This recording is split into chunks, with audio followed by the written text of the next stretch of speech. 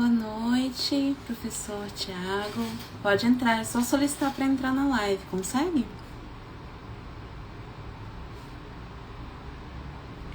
Deixa eu só testar o fone aqui.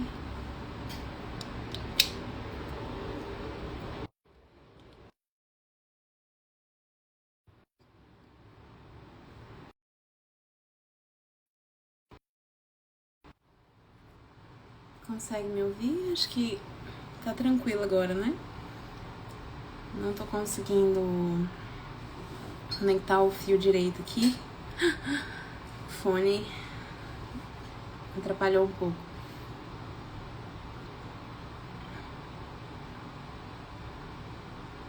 Professor Tiago, não tô conseguindo participar, só um minutinho. Tá online pelo computador? Acho que se tentar pelo celular é melhor, não? Ou tá carregando?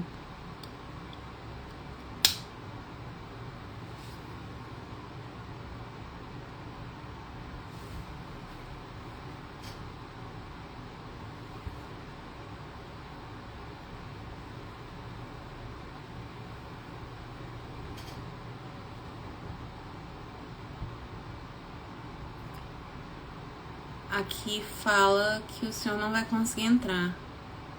Peraí. Aqui. Agora deu.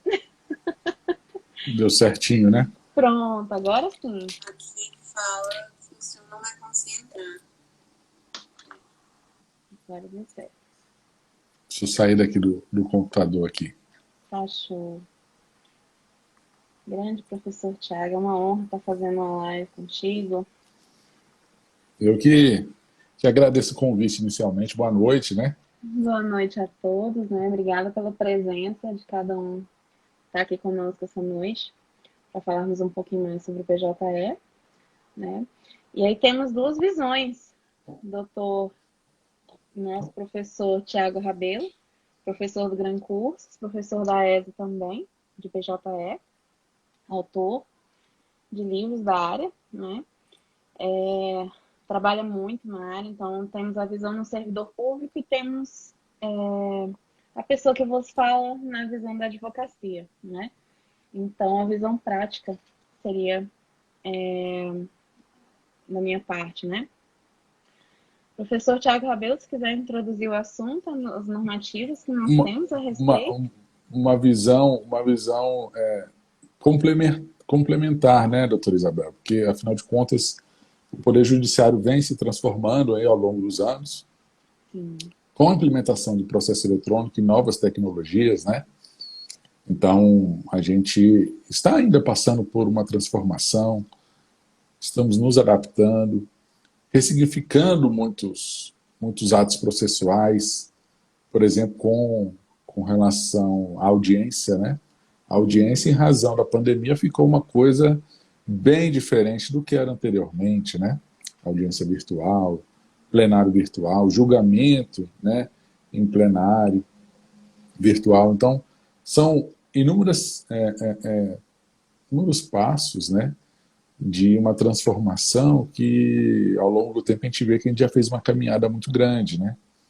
E o Uhum. nosso tema, né, que a gente é entusiasta, tanto eu quanto você, que é o processo eletrônico, né?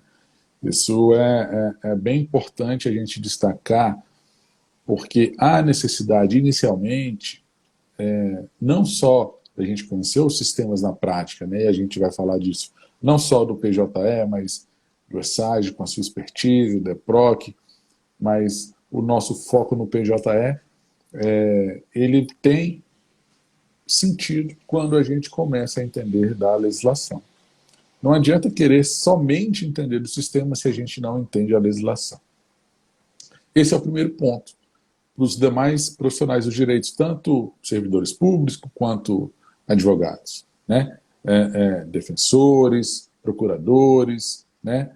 Eles precisam entender como a legislação do PJE ou do processo eletrônico em si funciona, né? Para que a gente possa entender como a gente vai tramitar um processo na realidade. Veja,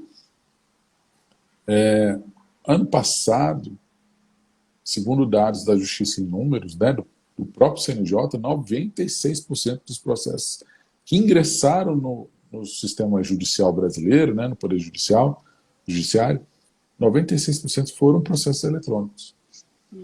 E existe também um dado assim, né, muito, muito significativo, né?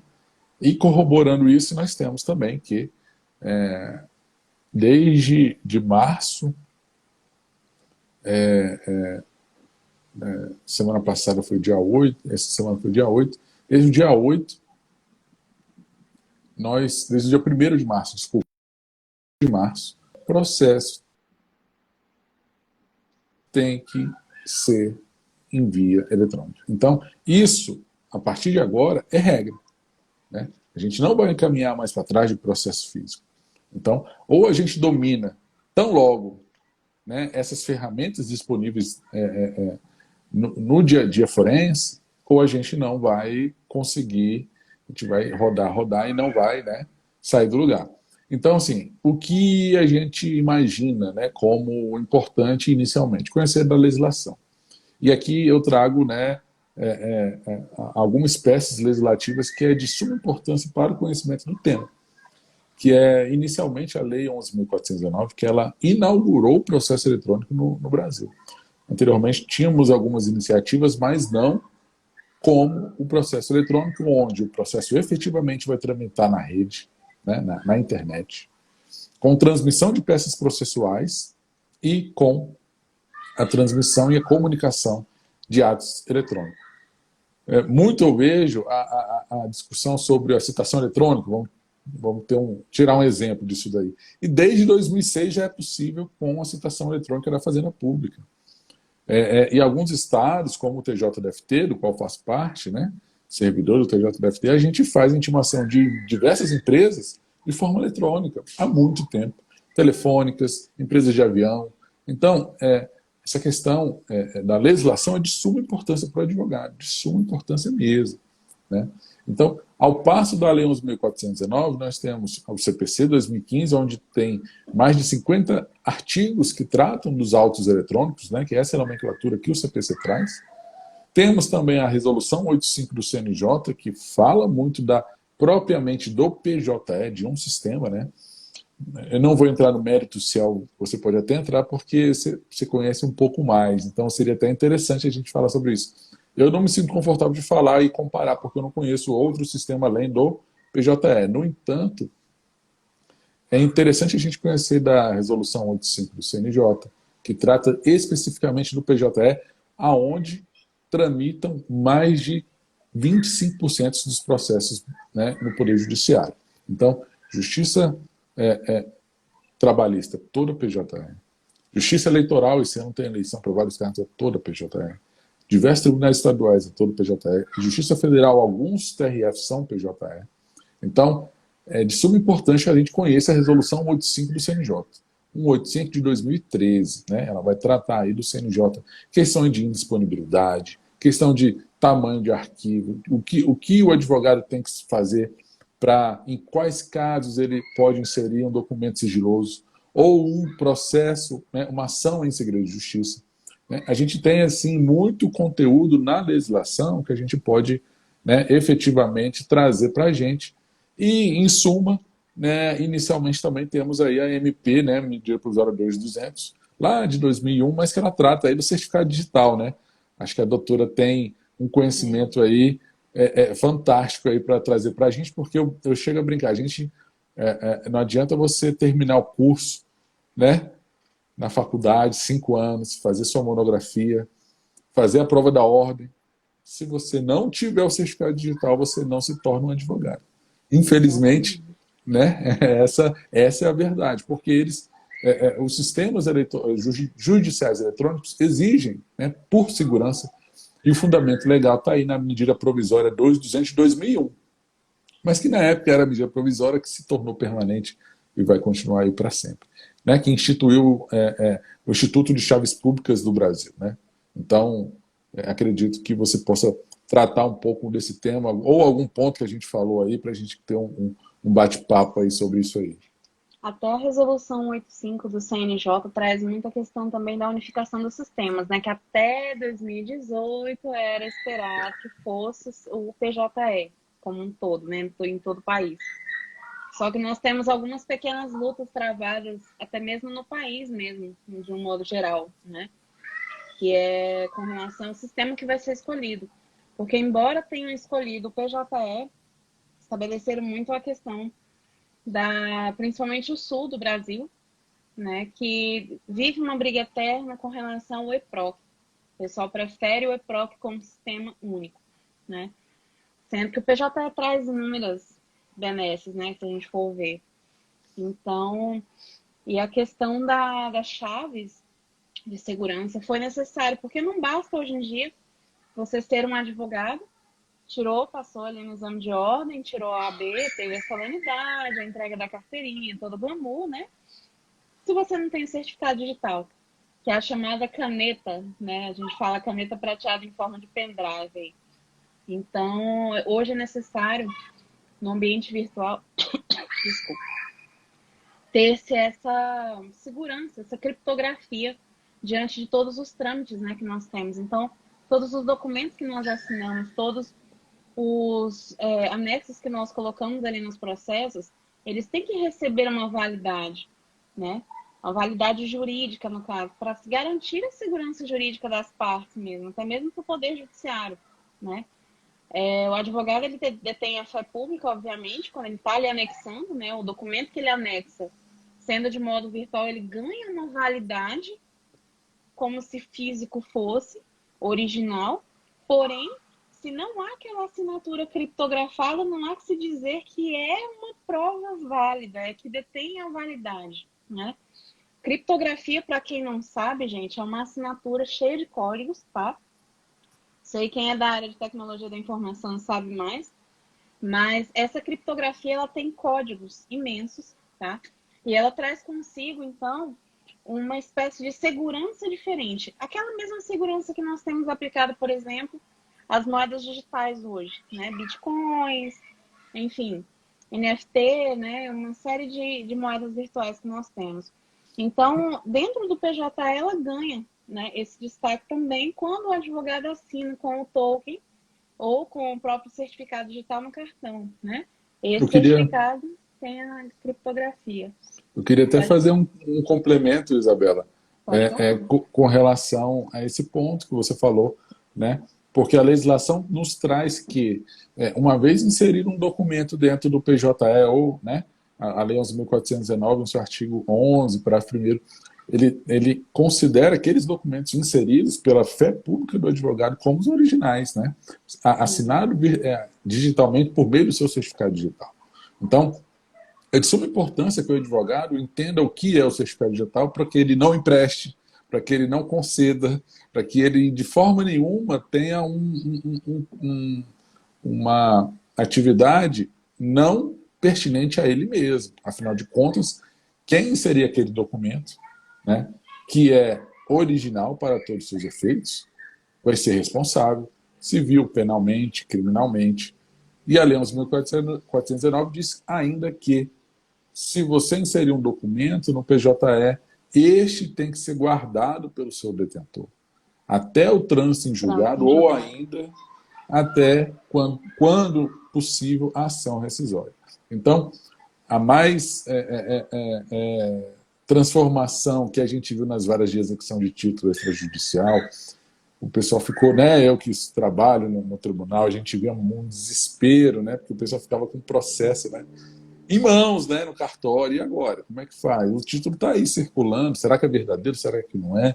Muitas questões foram debatidas ao longo dessa implementação, né, aqui no TJDFT desde 2014. No entanto, a lei assegura, então é importante que a gente saiba a legislação do processo eletrônico, né? Então, essa live, pessoal, também é para que vocês tenham um amplo conhecimento do que pode ser, né, disponibilizado para os advogados ou para os servidores, inclusive, né, com relação a isso aí. Isabela, eu te interrompi, mas pode continuar. Não, imagina. É por isso que a gente vê, assim, na vivência do dia a dia da advocacia, Eu até costumo falar para os meus alunos, né? Não guardem documentos somente até o trânsito em julgado da ação. Mantenham por mais tempo. Nós temos aí também não só as fases recursais, né? Mas também pode-se haver alguma intercorrência, possivelmente com esse cliente, né? A gente não sabe até que ponto que os clientes vão querer procurar seus direitos em face do próprio profissional liberal, no caso, o advogado. Então, é muito importante que a gente mantenha esses arquivos, ainda que físicos, né, a cópia, de um modo geral, no nosso arquivo, ali guardadinho no escritório, seja em casa, tá, organizado, porque pode ser que mais para frente vocês venham a precisar utilizá-los para algum fim, né? E a qualquer momento, né, o magistrado pode determinar a apresentação na serventia desse documento. Então, é de suma importância uma orientação, né, doutora Isabela, do advogado para com o seu cliente, no sentido de que de assinar um termo desse documento não circular, não, né, ter um zelo, né, essencial. Às vezes até alguns advogados eu conheço, eles mesmos guardam determinados documentos, né? Então, é importante que isso seja ressaltado nesse momento, tendo em vista que o magistrado, no deslinde processual, pode exigir que aquele documento seja apresentado para alguma perícia, eventualmente tem uma arguição de falsidade, né? Então, ou adulteração, né? Então, isso é de suma importância, esse ponto aí, né, que decorre do certificado digital mesmo. Sim. Eu costumo até falar, doutor Tiago, a respeito de guardar esses arquivos, né? Eu, como profissional, particularmente, mas aí cada colega tem a sua visão, eu não gosto de guardar os documentos originais dos meus clientes. Eu geralmente faço o quê? Retenho uma cópia minha, né? E guardo no meu arquivo, tanto o acervo digital quanto no acervo físico, certo? Faço a devolução para esse cliente e pego uma assinatura ali num protocolo de devolução, de que ele recebeu, né, esse documento, então está em posse dele. Em caso de algum problema, alguma coisa realmente relativa ao juízo, né, venho apresentar isso que já aconteceu comigo. Eu venho apresentar no processo falando que esse documento está com a parte. Então, eu, como procuradora, não tenho responsabilidade, vez que eu fiz a juntada no próprio processo, né? Então, essa parte ficou incumbida de mantê-la de forma original, de forma física. Então, o próprio cliente ele já tem que ter essa consciência, né? Sim. Acerca do próprio documento dele. E é até importante, gente, a gente frisar que o Dr. Tiago vai dar também um curso, né? Imersão PJE, a qual eu tenho tanta honra de ser aluna também, né? A gente começamos a falar aqui da legislação, entramos nessa prática, né, que já é um assunto quente, né, da prática na advocacia, e a gente pode falar um pouquinho dos concursos, né? Afinal de contas, dentro dos tribunais, né, dentro desses exames de concurso público, seja para os tribunais, né, técnico, analista, oficial de justiça, seja para a carreira jurídica, né, a defensoria pública, magistratura, promotoria, procuradoria, cobram, né, há alguns anos essa disciplina, geralmente dentro de processo civil, ou a Lei 11.419 de uma maneira autônoma, né? Então, cada vez mais a gente vê recorrente questões do CESP, da OC, da FGV, né, da FCC, enfim. E, mais especificamente, já que a gente está aí na iminência, né, do concurso do TJDFT para técnico, analista e oficial de justiça, nós tivemos aí a necessidade, vimos a necessidade de lançar um curso específico acerca da legislação do PJE. Então, a legislação 11.419 já vem sendo cobrada já há alguns anos, só que no concurso do TJDFT, de forma mais específica, temos ainda em conjunto, é uma novidade, é um material inédito, né, uma legislação inédita, o provimento aplicado ao processo judicial eletrônico. É o quê? A norma interna do tribunal de como o PJE, que é o sistema do nosso tribunal, vai ser adotado dentro do TJDFT, seja para fazer inspeção, para fazer correção, para inserir documento, para quando houver uma indisponibilidade do sistema. Então, o nosso curso Imersão no PJE, que a gente já começou as inscrições, estamos já no segundo lote, né? Até sexta-feira é o segundo lote, vai iniciar no dia 19 de março, né? Vai ser num sábado, os nossos encontros serão aos sábados, 2 sábados, um encontro objetivo, um encontro com muita informação por meio de slide esquematizado. Nós teremos aulas síncronas, então, Isabela, nós poderemos tirar dúvida ao vivo com o professor, este que vos fala, né? Que foi meu 2 sábados. professor também, é meu professor, continua sendo.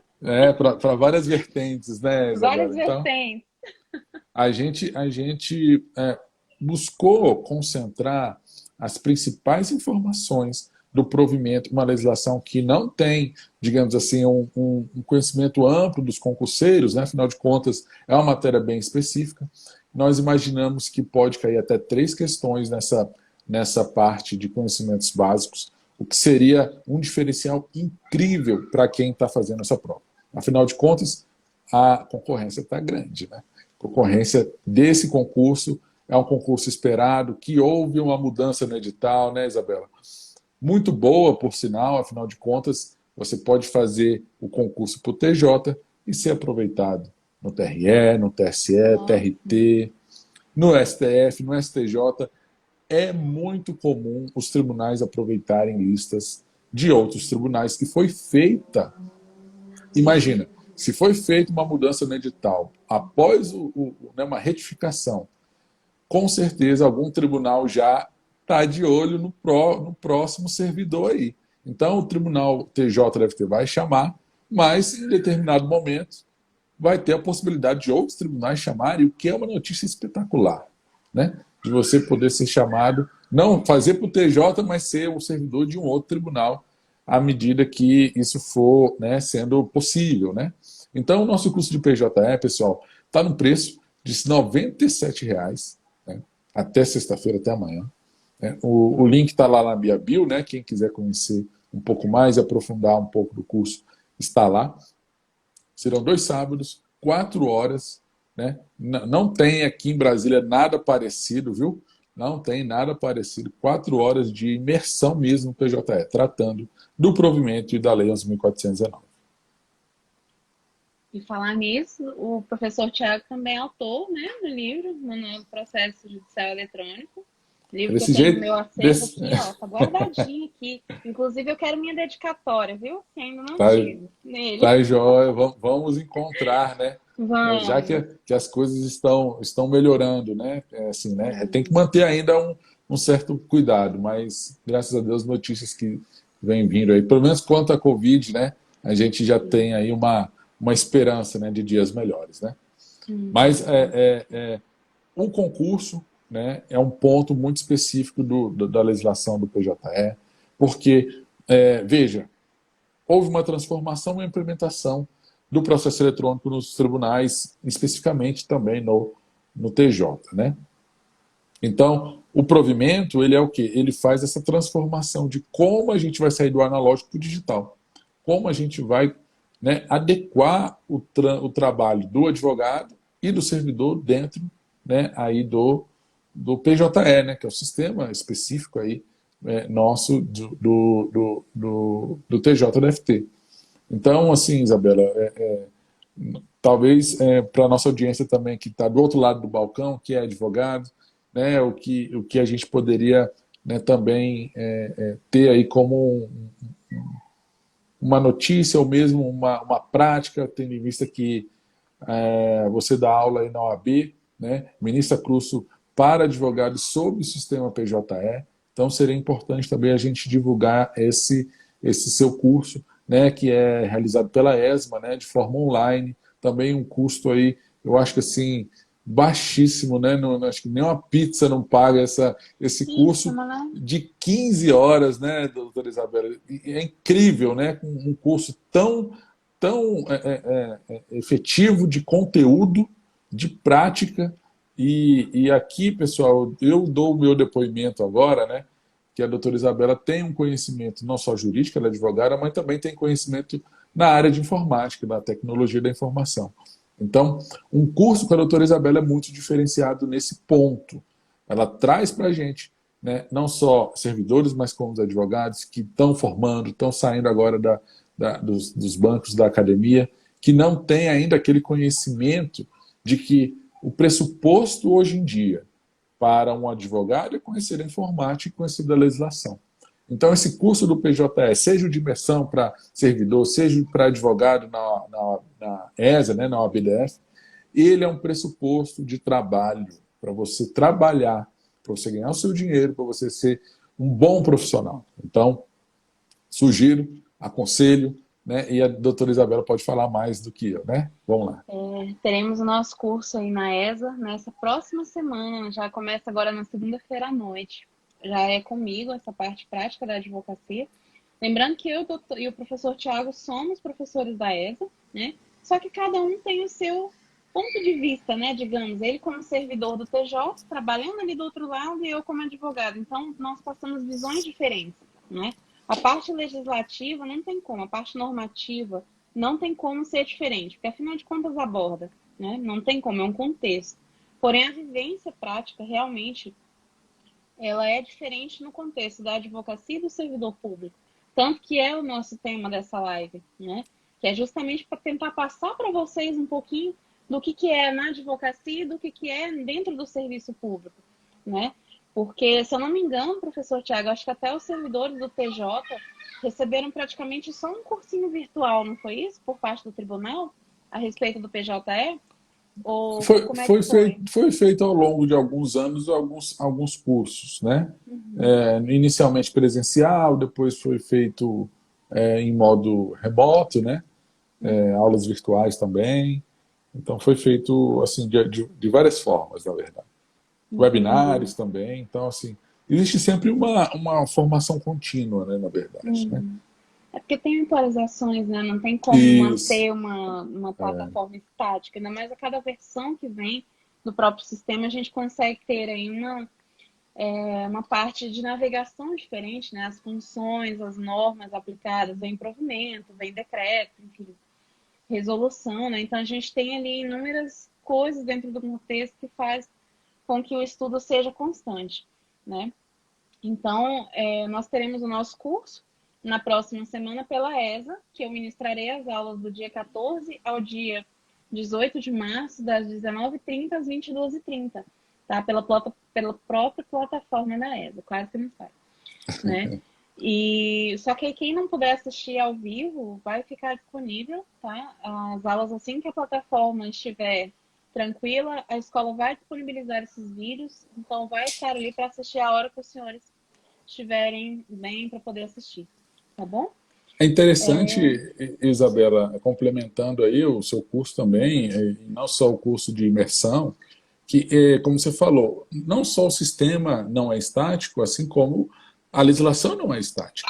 Você fala assim, eu já fiz o curso com o doutor Tiago lá em 2020, né, lá na ESA. Muita coisa mudou de lá para cá. Muita coisa. Então, esse ponto de atualização, por exemplo, faz nem 15 dias houve uma alteração no provimento. Então, quem não está com o provimento atualizadíssimo, né, ou acompanhando aí as nossas né, transmissões, não percebe. E isso reflete no sistema. E essa atualização, ela diz respeito a uma resolução 427 do CNJ, sabe? Que trata das pessoas vítimas, né, e ameaçadas em processos criminais ou, de qualquer maneira, em processos judiciais, né? E permite, não só permite, como cria até uma obrigação para o advogado que insira esse documento em forma sigilosa, quando se tratar, né, de endereço, quando se tratar de dados pessoais, né, dados qualificativos pessoais. Então, existe essa possibilidade. Quando uma pessoa é ameaçada, ou uma vítima, ou um terceiro é ameaçado, ou está sob risco, né? Então, é uma novidade que a gente fala no nosso curso, vai falar no nosso curso de imersão, afinal de contas nós vamos tratar do provimento, mas também diz respeito ao advogado que trabalha na área criminal, por exemplo. Então, isso é de suma importância, ter as duas visões, né? Às vezes a gente tem esse curso na ESA para advogados iniciantes e advogados no nível intermediário, que podem, né, aprofundar mais algumas questões, né, seja nas audiências, seja na inserção de documentos, né, suas possibilidades. E para isso é bastante interessante a gente ir acompanhando, né, os cursos e, quem sabe, fazer, né, ter aí a nossa possibilidade de fazer um update, né, de atualizar o nosso conhecimento. Pois é. Não, é muito importante a gente se atualizar sempre. Eu falo assim, eu sou professora de PJE, mas eu estou sempre fazendo curso de PJE. Então, eu sou professora e sou aluno, né? Não tem como permanecer, eu sou professora, eu sei tudo, não vou frequentar nenhum curso, sendo que eu mesma tenho que estar atualizada, né? Então, isso que eu acho até importante destacar. Todo mundo tem que se atualizar, principalmente o advogado não atuante, né? Porque ali a gente não tem nada que nos avise que a lei mudou. Se você não corre atrás, realmente não tem como, né? Então, o estudo faz parte do cotidiano da advocacia, né? Dando a minha visão como advogada aí. E foi até interessante, puxando um gancho do que o senhor falou agora a respeito do sigilo, que atuando agora na área de direito médico e da saúde, muitos documentos que os advogados anexam nos processos, pelo menos em relação a erro médico, são sigilosos, tem que ter o sigilo, né? Principalmente por conta da intimidade do paciente, daquela Sim, relação. sim, via de Então, regra é uma regra muito inerente, né, que o próprio advogado, para resguardar, né, a intimidade do seu cliente, pode perfeitamente aí, né, inserir um documento de forma sigilosa, não tem problema nenhum, não tem problema nenhum. A resolução 85 do CNJ trata isso, né, do PJE especificamente. Então, nesse caso típico, né, de direito à saúde, onde eventualmente tem uma cirurgia, né, tem alguma questão mais íntima, mas isso vale também para um processo na vara civil, no juizado, na vara criminal, né, uma questão de dano moral no juizado, tem alguma coisa da intimidade de duas partes, né, seja namorado, seja, enfim, né, pessoas que têm aí algum tipo de relacionamento, né, e não quer ver aquela intimidade exposta, mas necessita buscar um direito. Então, é importante que a gente saiba usar essa funcionalidade, e a resolução 85 diz que a qualquer momento você pode utilizar, seja na distribuição processual, seja uma petição intermitente na intermediária. Então, e o juiz vai apreciar. Se ele entender que há necessidade de manter o sigilo, tudo bem, né? Se não, ele pode tornar aquele documento ostensivo, até para efeitos de contraditório, para defesa, enfim. Mas esse link aí, né, esse gancho que a senhora, que a doutora Isabela trouxe, é super importante com relação a isso. É um exemplo que a gente está trazendo aqui que é muito, muito significativo, inclusive. eu acho até interessante porque a gente consegue vislumbrar aí, muito advogado, às vezes até alunos também, chegam para mim e falam assim, poxa, mas eu estou inseguro, se eu colocar esse sigilo e der errado, eu vou receber um indeferimento por parte do juiz. Eu falei, gente, um indeferimento é o máximo que você vai poder receber do juiz. Não tenha medo, né? O não a gente já tem. É melhor você pecar pelo excesso do que pela escassez. Então, o máximo que pode acontecer é a secretaria da vara ele fazer a retirada do sigilo do documento e tudo bem, né? Agora, melhor a gente colocar o sigilo e arcar com esse excesso, entre aspas, do que simplesmente não colocar e causar um prejuízo ao nosso cliente, ao nosso paciente, no caso ali, né? Então, a gente tem que tomar muito cuidado com relação a essa parte sigilosa, que também tem que ser dado um foco nessa parte normativa, né? Principalmente os casos de sigilo que devem ser aplicados aos documentos processuais eletrônicos, né? Tem um ponto muito interessante também com relação à emenda inicial, né? E juntada de documentos na própria plataforma do PJE. Muita gente fala assim, poxa, eu não consigo encontrar um nome para esse documento que eu vou anexar. Que nome que eu coloco, então? Gente, coloca manifestação processual. Qualquer coisa, manifestação processual. Uma petição que você está colocando é manifestação processual, né? Então, a gente tem que perder esse medo de falar com o magistrado, tem que perder esse medo de falar com o assessor a respeito, né? erros de sistema acontecem 24 horas por dia. A gente está sujeito agora, a gente está fazendo essa live aqui, e o PJE está fora do ar ali. Não sei agora porque eu não estou acompanhando. Mas a gente corre risco. É 24 horas por dia podendo dar problema, né? Então, Sim. não tenham medo de tirar print, de mandar para juiz, de falar com o assessor, de ligar na vara, entrar em contato, ainda mais agora com o balcão virtual. O professor Tiago sabe melhor do que eu, que é um sistema fantástico, né? Sim, sim. E eu Balcão tô adorando. virtual. Sim. Tá, a experiência tá boa, doutor? Muito. Boa demais, não É, tem que colocar para fora. Nossa, bom demais. tá bom Parte demais, né? negativa, você É, quase encontra os colegas, né, nos corredores. é, Nossa. com relação a esse tema, me veio aqui duas questões interessantes inicialmente. A Uhum. primeira questão da indisponibilidade, né, nós temos aí, né, a legislação dizendo que o sistema vai estar, né, disponível 24 horas, né, 7 dias por semana, 365 dias por ano. Né? Então o PJE está on, né, está aí disponível a qualquer momento. No entanto, alguns casos de indisponibilidade ela pode gerar algumas consequências. E aqui vai um peguinha, né, para quem vai fazer o concurso. Né? Geralmente, a questão da indisponibilidade e a prorrogação do prazo, ela só tem efeito prático quando a gente está no último dia do prazo.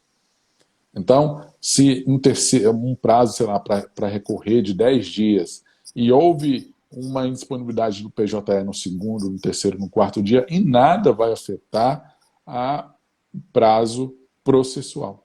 O prazo processual. Então, isso é super importante, porque prefeito de concurso, né, até me lembrou isso. Eu lembro no livro que a gente fez, né, tem muitas questões nesse ponto aí, que o legislador, né, que o examinador foi aí cruel com alguns, né, candidatos. Então, a gente vai entender inicialmente isso. A indisponibilidade vai, né, ensejar uma prorrogação de prazo quando acontecer no seu último dia. Né?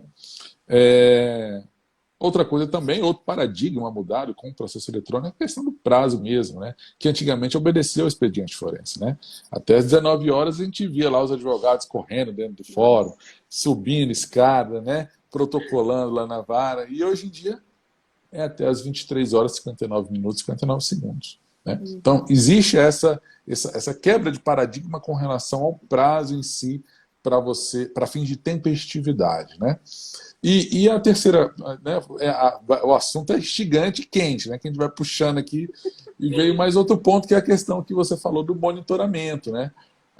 O que eu faço quando, né, doutor, o que eu faço se o sistema está fora do ar? Hoje é meu último dia, não sei se o prazo vai prorrogar, porque existem algumas regrinhas lá na resolução 85 do CNJ, no provimento do tribunal, então a gente não consegue falar isso tudo aqui, tem que fazer o curso de imersão no Tem que PJE fazer curso. para você aprender na prática qual é a diferença do prazo em dia, do prazo em hora, do prazo em minuto.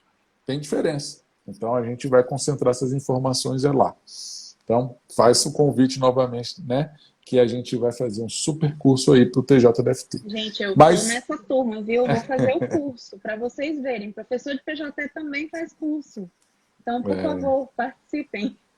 E para prefeitos de contagem, prefeitos de monitoramento do sistema, o próprio tribunal, pela resolução 85, ele é obrigado a disponibilizar uma guia de monitoramento. Então, a gente, né, também fala isso no curso prático da ESA, né?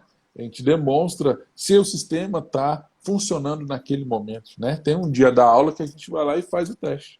Vamos ver se o PJE está funcionando aqui? Vamos ver se o PJE da segunda instância está funcionando? Né? A gente é bem detalhista nesse ponto, para quê? Para a gente ter conseguir passar para o advogado, porque o que acontece? Se resume a meme, né? Se resume a meme e uma insatisfação do advogado. Né? Eu não consigo peticionar, o PJ é isso e aquilo. E não é isso, pessoal. O nosso curso também é para tirar alguns medos, para desmistificar algumas coisas que a gente recebe da internet, né? de WhatsApp, enfim, de Instagram, porque a gente precisa entender como funciona. E se você souber entender como funciona a partir da legislação e na prática, você vai se sair muito bem. Né? Eu costumo dizer, né? A gente vai sair muito melhor do que a gente entrou. A gente vai saber Perfeito. aonde procurar informação em determinado momento e não se desesperar, né? E não se desesperar. Existe uma guia monitoramento que faz aí uma aplicação, digamos assim, naquele momento para a gente ver se o sistema está disponível ou não. E a gente, como eu disse, a gente fala muito dessa questão da prorrogação no prazo em ambos os cursos, né? Seja o de imersão para concurso, seja na prática mesmo. Então, é um ponto aí de muito desenrolar de tema, de muita questão, de muita demonstração também no curso prático. E tem uma parte também do site, acho que se eu não me engano até do TJ mesmo, que é meio enganosa, né? Porque a gente tem acesso a uma certidão de que o sistema está funcionando. Quando a gente vai lá na parte de monitoramento e tempo de indisponibilidade, consta lá que ele está indisponível. Quer dizer, a gente fica meio assim, e aí, está indisponível ou está disponível, né? Como é que é?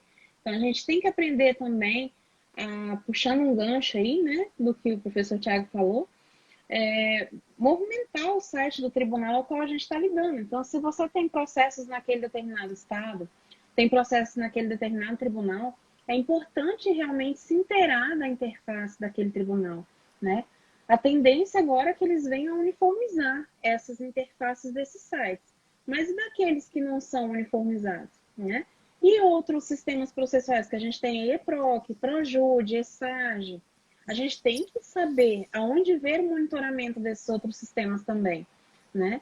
Então, cumpre realmente a gente seguir, realmente fazer a manipulação desses sites, né? Explorar os sites para ver como é que funciona a questão do monitoramento do sistema, né? Acho até interessante aqui porque agora a Receita Federal também, atuando um pouco na área tributária, eu percebi a questão do ECAC, né, da Receita Federal. O professor Sim. Tiago cai muito, principalmente assim, ela tem um horário para funcionar, né? O horário de funcionamento, isso aí eu peguei assim, não foi olhando em site nem nada, não, é a vivência mesmo.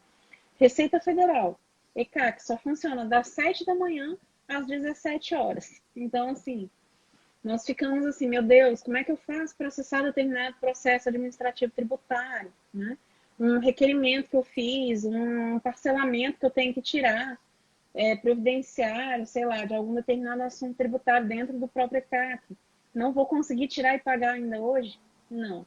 É praticamente um funcionamento em horário comercial meio fora do comum também, né? Sim. Então, são muitos sistemas que a gente tem que procurar, explorar, conhecer mais, né?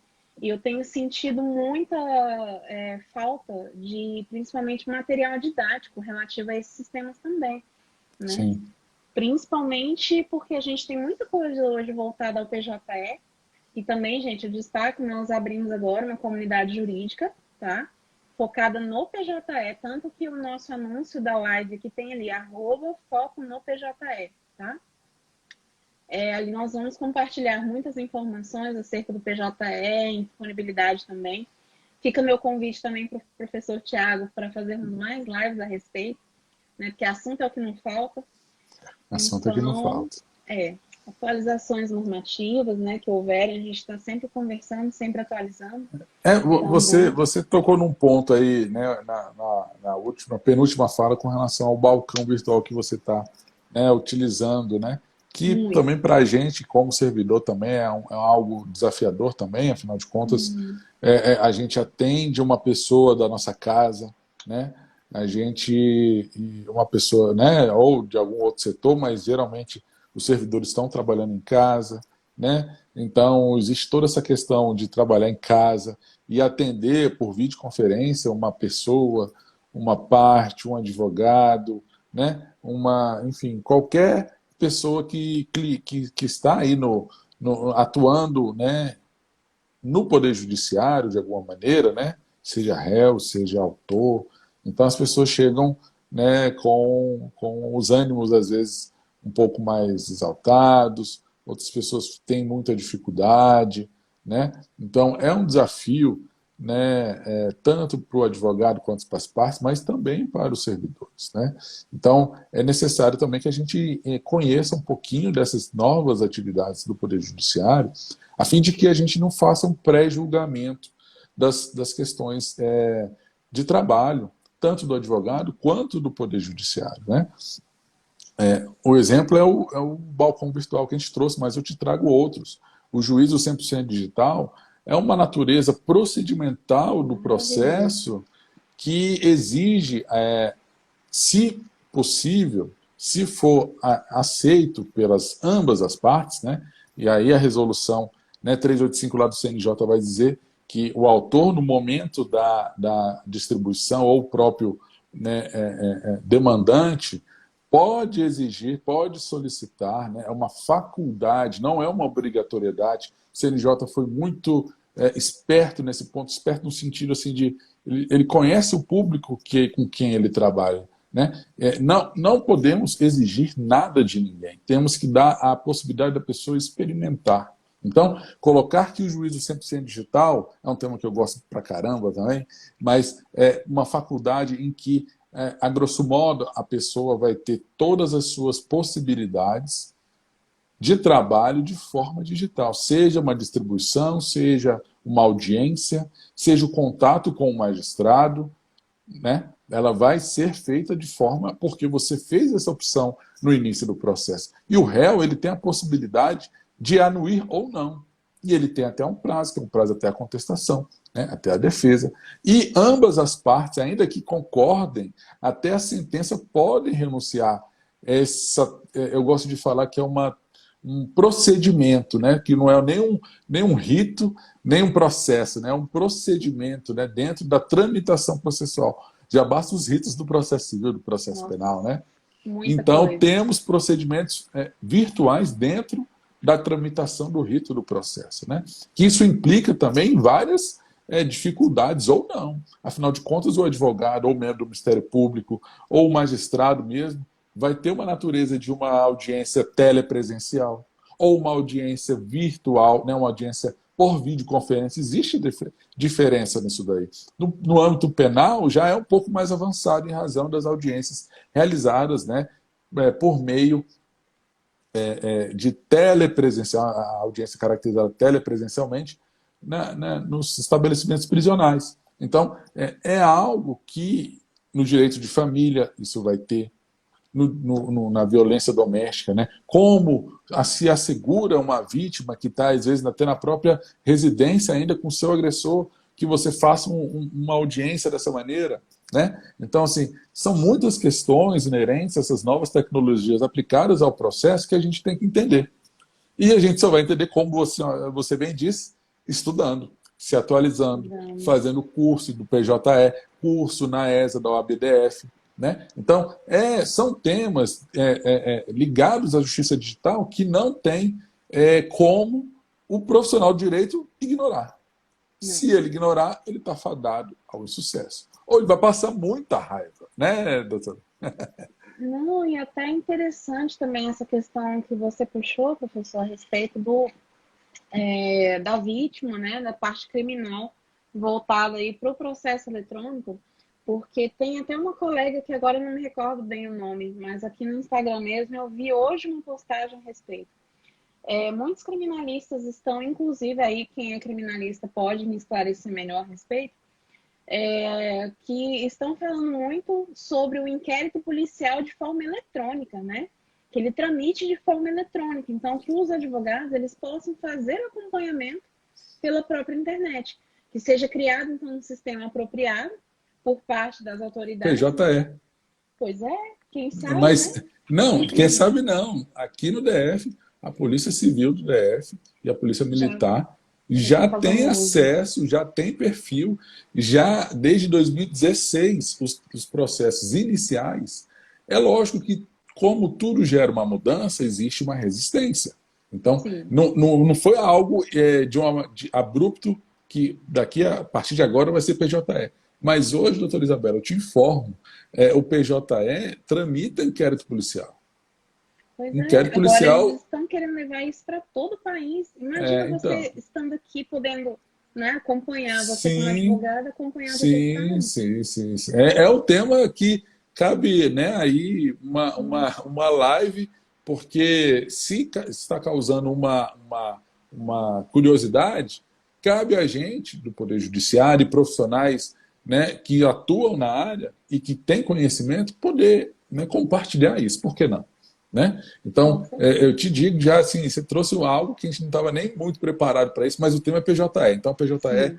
traz aí para a gente, seja para o âmbito do concurso, seja para o âmbito do trabalho do advogado, né? A gente que dá aula lá na OAB, eu, doutora Isabela, né? A gente dá aula na OAB, né? No curso de PJE para iniciante e para advogados intermediários, né? Para diversas áreas, searas. Então, é importante que a gente possa divulgar esse tipo de informação. Por exemplo, que as delegacias do Distrito Federal, o Ministério Público, né, a Procuradoria já atuam somente no PJE.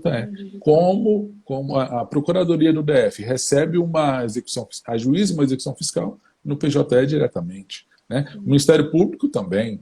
Né? Às vezes, eles não utilizam o PJE especificamente, é um sistema que se comunica. Né? Você vai entender a palavra que eu vou falar agora, de interoperabilidade. Né? Existe um sistema que se comunica com o outro, seja do Ministério Público, seja da Defensoria, né? Mas que eles atuam diretamente no PJE, esses atores. Então é importante que a gente saiba, né? Afinal de contas, é o nosso principal sistema eletrônico judicial brasileiro, como a gente falou lá no início da nossa live, né? 25% dos processos brasileiros estão aí no PJE, seja no âmbito tribunal, criminal, trabalhista, eleitoral, que tem outras vertentes, tem, né, questão civil, questão criminal também nessas áreas. Então é super importante que a gente entenda, que a gente faça um curso de imersão dedicado ao PJE do TJDFT, né, que a gente tem aí, vai ter 2 aulas específicas para esse nosso concurso. Então é importante que a gente conheça de forma aprofundada. Afinal de contas, uma questão pode fazer com que você demore 1 ano para ser chamado, sabe, doutora Isabela? Nossa, então, agora você imagina aquele salário que está no edital multiplicado por 13, por causa de uma questão, por causa de R$ 97. Isso não vai existir para você.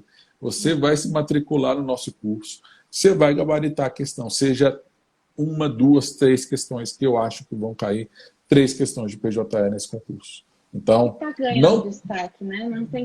Não tem como, é inerente ao trabalho do servidor.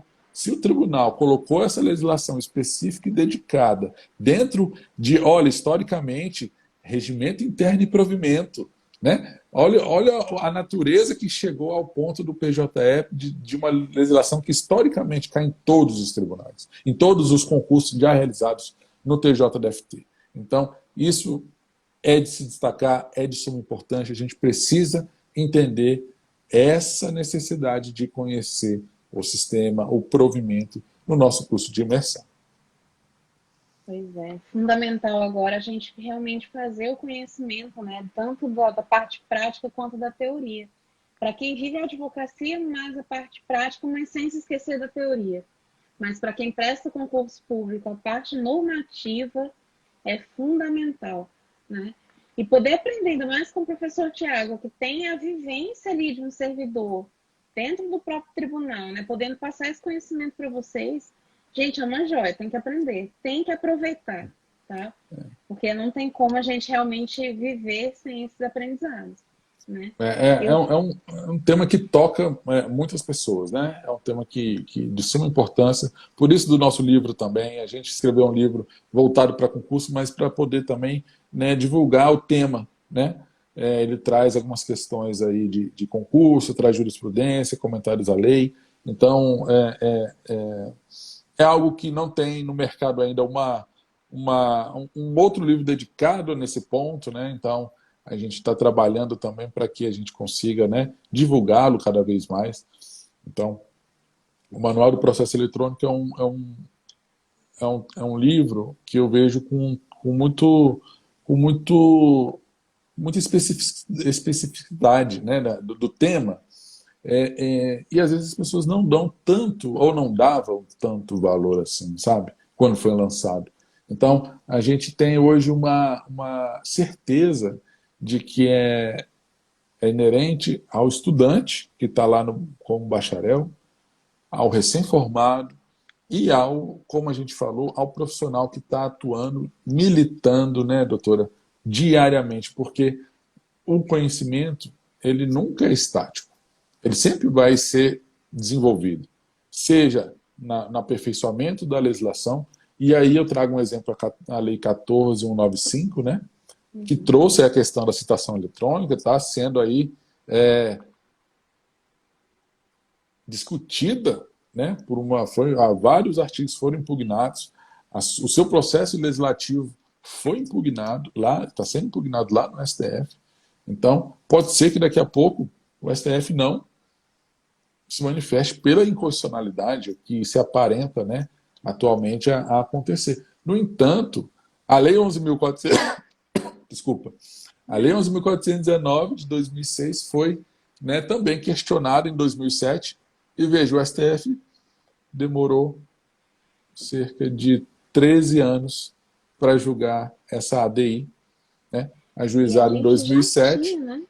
e julgada e foi julgado em 2020. E todos os artigos são constitucionais. Todos os artigos são constitucionais. É muito importante a gente falar isso, porque a Lei 11.419 inaugura o processo eletrônico e traz uma consolidação. A gente vê, se não fosse o processo eletrônico, como seria o Poder Judiciário nessa pandemia? Né? Nós não paramos. Claro, houve algumas situações, né, de um pouco mais de demora, de eventualmente não conseguir trabalhar. Readequações, né, que a gente fala. Assim, ressignificações, né,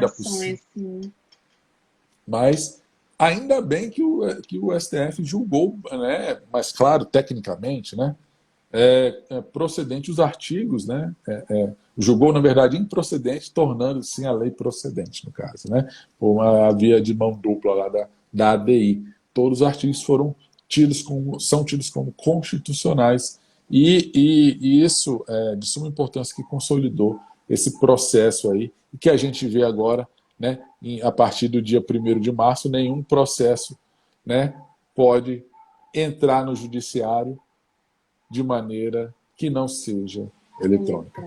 Aí eu faço só uma exceção do conhecedor, né, da resolução, salvo o STF. Salvo o STF. Essa é particular, né? Então, no STF, você ainda pode mandar lá um HC escrito à mão. Haverá o recebimento desse enfim, de qualquer peça, né, originária lá do STF, né, também em meio físico, mas que será convertido em meio digital de imediato, né? Mas é para não afetar qualquer direito ou qualquer, né, possibilidade de acesso ao órgão supremo, né? Então, de certa maneira, faz sentido esse tipo de exceção. É até interessante aqui que eu estava até lembrando que a gente já tinha no passado, há muito tempo atrás, no surgimento do fax, né? Nós já tínhamos uma certa tramitação de forma, como é que eu vou dizer assim, mais tecnológica, né, do processo. Então, por exemplo, a gente mandava um documento por fax, né, já tinha uma legislação aí, para quem interessa, gente, a Lei 9.899, tá?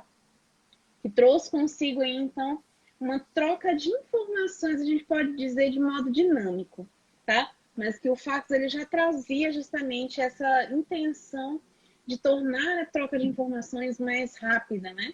Sim. Não aquela coisa morosa, que é esperar uma carta chegar, correspondência, né, por vias físicas. Então, essa troca de modo dinâmico, ela foi muito boa, né? E aí veio também a Lei 10.259 de 2001, que foi a Lei dos Juizados Especiais Federais. Então, ali teve a necessidade desses processos correrem de uma forma mais célere, né? Então, através da esfera federal é que nós pudemos ter aí esse acesso das informações de um modo mais eletrônico, tá? Lá no CPC também, o professor Tiago vai até me corrigir, mas teve até no CPC de 1973, é isso? Foi. Já teve uma parte que foi vetada, se eu não me engano, que falava justamente desses atos de comunicação às partes, não foi? Eles tentaram fazer uma modificação à época, ainda no CPC de 73, para atualizar com relação a esses atos, né, processuais eletrônicos, né? Mas não passou, né? o Foi receio, né? vetado, foi É, tirado dali, foi né, o tirada. medo, porque não se sabia ao certo também os custos disso para o Poder Judiciário, Isso, né? é. E E, também servidores, né? Adequação, tem todos os aspectos aí dentro. o PJE em si, o processo eletrônico em si, ele traz duas características inerentes, né? Uhum, Sustentabilidade e economicidade. São sim, duas coisas inerentes ao PJE. O tribunal economizou muito dinheiro, os tribunais, né, economizaram muito dinheiro com, né, a eliminação de vários custos para autuação processual, né, o caderno processual dos autos digitais, dos autos do processo, né. É, e a sustentabilidade, afinal de contas, a tramitação é carta, é avião, você manda um processo lá da nossa, Justiça Federal, lá do Nordeste, para o TRF1 aqui né, de Brasília, aqui, para o Tribunal de Avião, manda para o STJ e volta para o Estado. Né? É avião, é correios, né? É taxa é taxa daquilo. Então, assim, isso acabou. Isso acabou, sabe? Se a doutora Isabel quiser ajuizar um processo agora lá no Maranhão, ela acessa o PJE do Estado do Maranhão e, né, entra no ESAGE em São Paulo e distribui. Então, assim, pessoal, é algo que sim, é revolucionário, né? Revolucionário mesmo. Né? A gente viu uma revolução silenciosa dentro dos tribunais, porque ninguém alardeou com relação ao processo eletrônico. Né?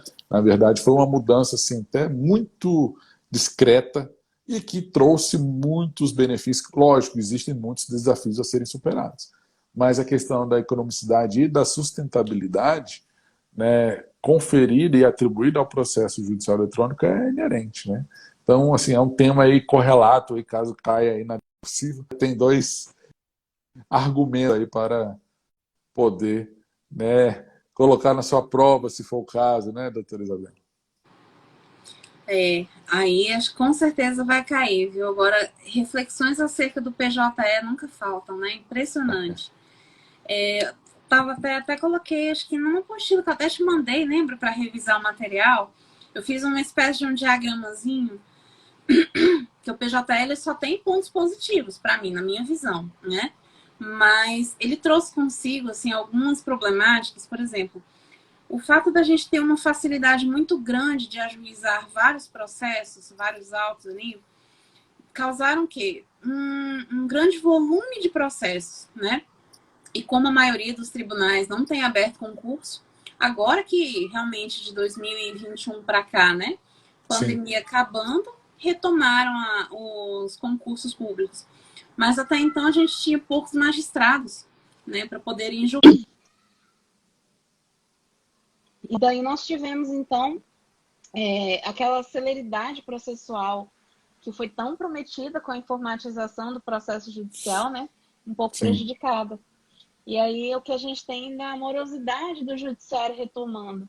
Aí, porque o juiz não está cumprindo prazo, né? Aquela coisa toda. Então, cabe aí realmente uma reflexão. É muito bom, sustentabilidade é muito boa também, só que a morosidade do Poder Judiciário, ela voltou, né? Querendo ou não. E como solucionar isso agora? Porque eu acho que a questão do meio ambiente veio para ficar, obviamente. Se a gente for priorizar hoje entre uma demora de um julgamento de uma determinada matéria e a economia, né, a celeridade processual e a economia processual que a gente pode trazer também, o que vai prevalecer, né, nessa balança aí? Então, eu acho que vale a pena refletir um pouquinho se a gente não pode resolver essa morosidade abrindo mais concursos, né, de repente revisando um pouco, já que mudaram tanto as regras previdenciárias para os servidores públicos hoje, acho que aí cabe realmente a contratação maior, né, para a gente tá mudando um pouco essa realidade do judiciário, já que a informatização foi uma coisa tão divina, né, diria até também, assim. Então, a gente tem que refletir um pouquinho, né, a respeito. Mas é isso. Acho que a gente tem que buscar sempre se atualizar, né? Sim. PJE está aí mudando, gente, de versões o tempo todo. Assinador PJE Office igualmente, né? Exato, exato.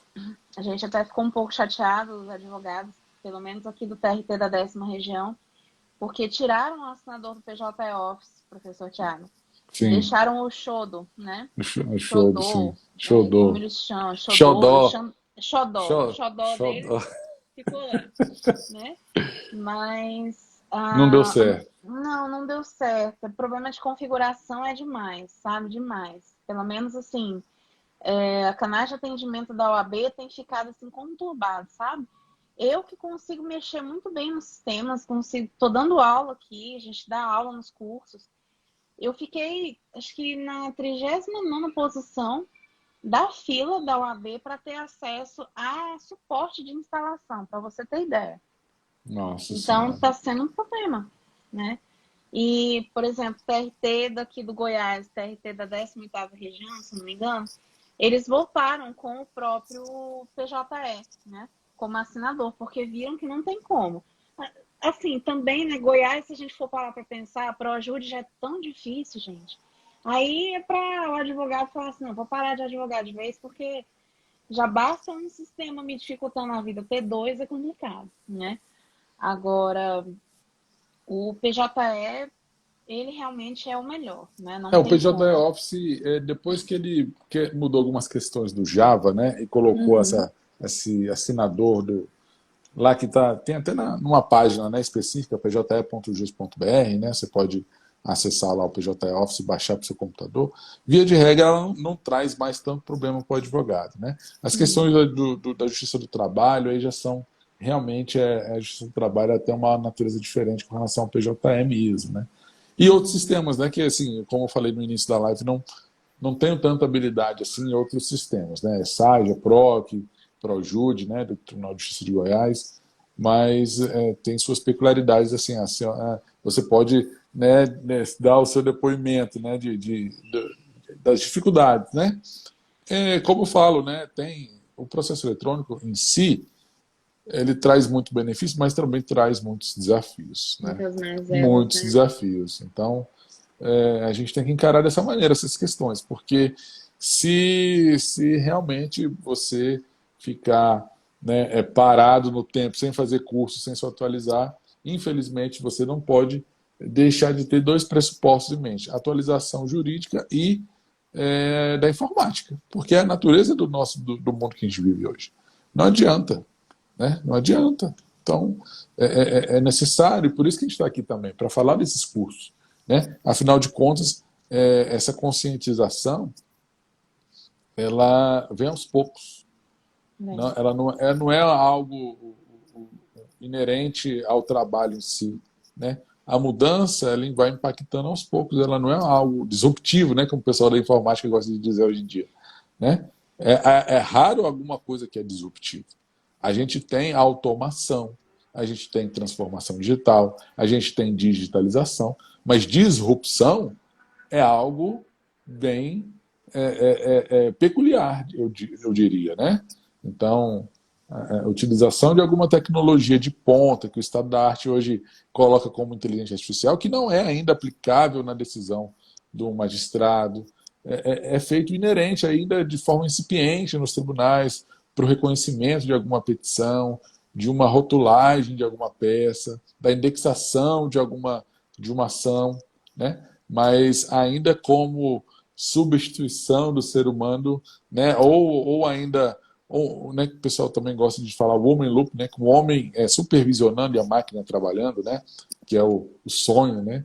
Não sei se veremos isso, né, no nosso judiciário, mas porque é algo bem difícil de acontecer nesse atual momento, né? A gente não pode dizer que não vai acontecer, mas basicamente nosso tema de PJE, concurso público e advocacia, não coloco versus advocacia porque cria uma batalha, e não é uma batalha, é algo complementar, né, doutora? Que a gente tem o prazer, o entusiasmo, a alegria, né, de trazer isso para vocês de forma, por meio de exercícios, por comentários à lei no nosso livro, questões de concurso analisadas e comentários, o porquê que aquilo ali está certo ou está errado, né? Análise jurisprudencial, se, né, nós temos um paradigma aí do STJ, né, um julgado, né?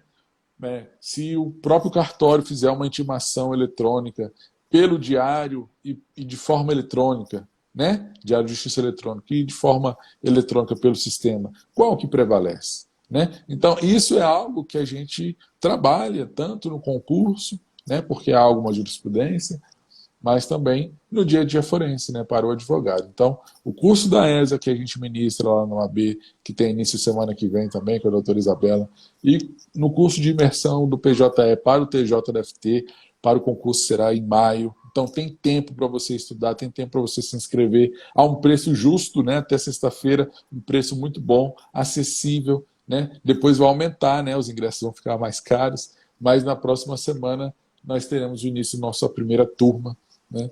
Serão 2 sábados, 4 horas intensas de PJE, de legislação do PJE para quem está estudando, seja para quem está estudando, seja para quem está advogando e quer conhecer um pouquinho mais do provimento do TJDFT, né? Não deixa de ser um conhecimento. Então, quanto mais conhecimento, melhor. Não é mesmo? Isso aqui que o doutor e professor, né, Tiago, colocou aqui, que a gente acostuma chamar de doutor, não tem como, mas é meu professor, gente. Ele é tão querido para mim, não tem como.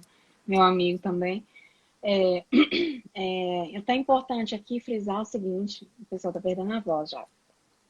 O concurso público e a advocacia não tem como a gente separar, que nem coloquei na nomenclatura aqui da nossa live, né? Concurso público versus advocacia. Mas não é polarizando, tá? Isso aqui é o quê? É colocando como se um fosse complemento do outro. Não tem como, mesmo que, por exemplo, você não estude para concurso público, separar a sua parte normativa da advocacia, tá? Querendo ou não, você vai passar pelo conteúdo do concurso público, porque você tem que lidar no seu dia a dia com a vivência da advocacia, também passando pelas normas, para lidar com os sistemas processuais, né? Então, da mesma forma, para você resolver determinada demanda, determinado processo em que você teve algum problema com prazo, indisponibilidade do sistema, você precisa conhecer a parte normativa para fundamentar a sua justificativa para o magistrado, né? Então, aqui não tem uma polarização, tá? É tudo muito casado. Para quem presta concurso público, para quem advoga, para quem é magistrado, para quem é servidor, para quem é defensor público, procurador, enfim, das mais diversas esferas, o técnico judiciário também, todo o contexto normativo importa. A lei importa para o PJE, tá?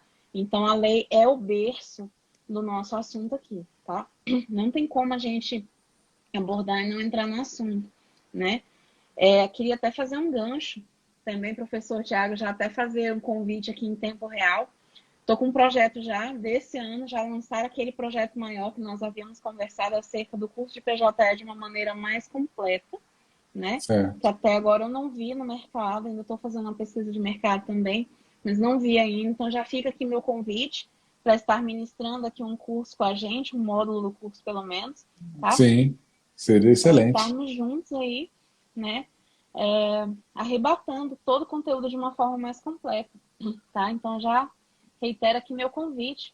E a gente vai conversar muito sobre esse projeto, que vai ser um sucesso, a gente sabe disso. Afinal de contas, a gente tem já alguma experiência ministrando cursos na área, seja no tribunal, seja na ESA, né? Seja em company, né, para um escritório. Então, é necessário expandir esses horizontes. Então, pode contar comigo que a gente vai aí batalhar em cima disso também, né, doutora Isabela? Estaremos juntos. Pessoal, então não esqueçam, imersão PJE, a partir do dia 19 de março, agora com o professor Tiago.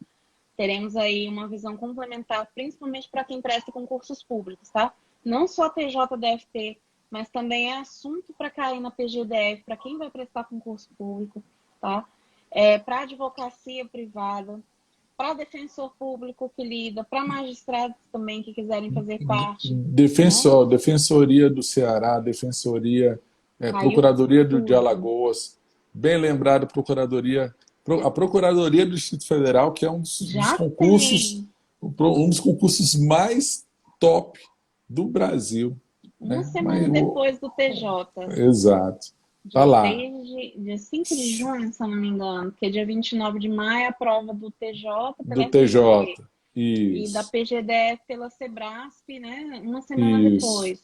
Então tem que se preparar, gente. Tem. O PJE vai cair também para o procurador do Vai. DF. É um tópico específico e é enorme o assunto, gente, tá? Tem gente grande aí lidando com vocês, então, por favor, estudem. Necessário, E né? para os advogados, curso de PJE Curso prático, de teoria e PJE prático. prático, para quem tem conhecimento e para quem ainda não tem, recomendo ter com a doutora Isabela a partir da semana que vem na ESA DF, entra lá no site da ESA, sabe? 15 horas são suficientes para você conhecer, né, sobre a distribuição, sobre a intimação, sobre como peticionar nos autos, ter segurança, né, criar habilidade no sistema. Então a gente traz muito isso nos nossos cursos. Eu também trago essa leitura do advogado, tá? Então essa semana aí começa o curso da doutora Isabela. Então convido a Acho todos. engraçado, né? Os nossos cursos se casam da ESA. Até costumo falar para os meus alunos. Quem quer fazer o curso iniciante ali com o professor Tiago, faça. Que a normativa é forte, Sim, a sim, prática é forte inicial ali, né? O sim, intermediário já vem com uma carga para a gente aprender a lidar com os mais diversos tipos de PJE, não só no TJ ou dos tribunais de justiça comum, né? Mas sim. também os trabalhistas, enfim, justiça federal também, âmbito federal, né? Então a pessoa já vem com uma carga boa, a gente já consegue trabalhar de uma forma melhor porque já conhece a base normativa, né? Embora a gente faça uma revisão também, uma recapitulação no nosso curso, tá? Então um complementa o outro, gente, não tem como, tá?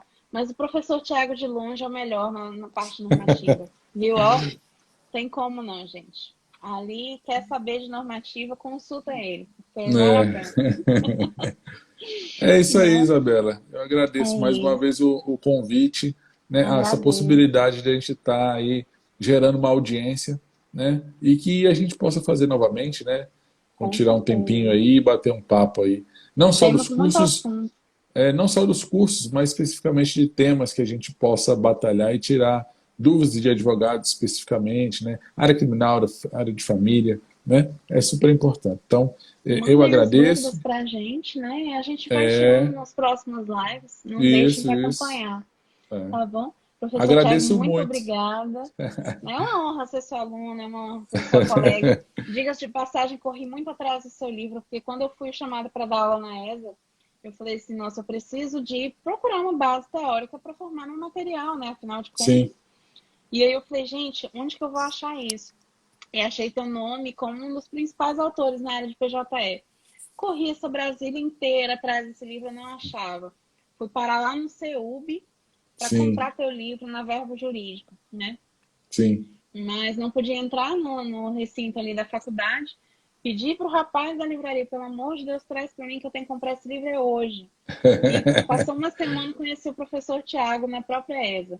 Falei, gente, ele é o autor do livro, que isso? Então, assim, foi uma surpresa, mas é uma honra mesmo. E Tem para a gente é uma felicidade imensa ter alguém que reconheça essa obra aí, né, fruto de muito trabalho, né, mas com muita dedicação e com muito coração mesmo, né, muito coração de desbravar, né, esse mundo literário do livro, né, e editar uma obra nesse sentido que é a realidade dos tribunais brasileiros. Né? Então a gente teve essa visão e tivemos alguns bons frutos, dentre eles o conhecimento, a nossa amizade, né, a partir dessa obra, né, Isabel? com certeza. E prevalece, né? O carinho é recíproco, né? Sim. Pois é. Então tá Agradeço bom. muito pela presença. Ficou aí, gente, quase 1 hora e meia de papo, né? De tanto que o assunto Isso. rende, é muita coisa para falar ainda. Tá? Tem muito assunto, não esgota mesmo. Tá bom? Tá bom, Professor Tiago, pessoal. Eu muito agradeço a obrigada. todos, a todas. Boa noite, bom descanso, né? Obrigada, boa noite a Sexta-feira está chegando todos. aí, né? A gente... Estaremos juntos nos nossos cursos. E Isso, exatamente. Nos entre em contato reencontraremos, se conosco. Deus quiser. Tá bom? Tá bom, Obrigado então. mesmo, professor. Até a próxima. Um Tchau, grande abraço, tchau. Isabel. Tchau, tchau. Como é que remove aqui, gente? Como é que insere? Pronto.